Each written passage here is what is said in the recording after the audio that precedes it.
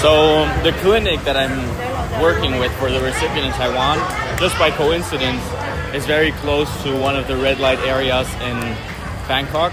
So my hotel is just on the other side. In order to get to the thing, I can walk through here. And of course, as a donor, you're busy. You're not going to indulge in any of this kind of stuff. They would have to pay a lot, but no, I'm joking.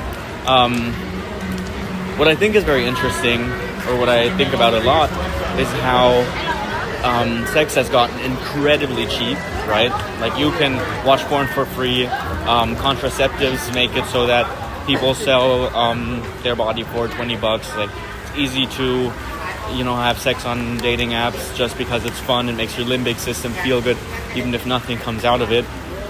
While the reproductive marketplace has gotten super expensive. Back in the days when you were able to have sex with someone, which was harder because people were more careful in who they chose to have sex with, especially women were very careful with who they had sex with. Once you got there, right, kids were not a side effect, but they were the result of it, of course, right? And nowadays, we don't have that as much anymore. And I feel like I'm standing on the other side. I think I even would say that the sexual marketplace in many places in the Western world, in overdeveloped countries, has collapsed because men are not willing to put in any effort anymore, as sex and pornography has gotten so cheap, while women don't want to give away their body for so cheap.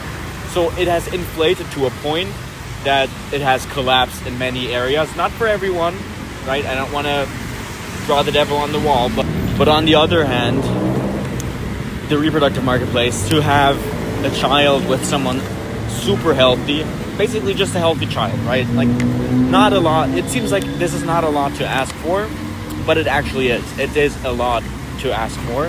And you can look around at the options in the sexual marketplace and you will realize, well, they're not just bad sexual options. There are also a lot of unhealthy options out there. So it's super, super hard to get there in the sexual marketplace. And then the reproductive marketplace, to have children in the reproductive marketplace costs tens of thousands if you're doing IVF cycles with an anonymous donor who you don't even know. So you don't really know his health oftentimes. He might have had a good sperm quality the first time, but you don't know if he drank the night before he gave your donation.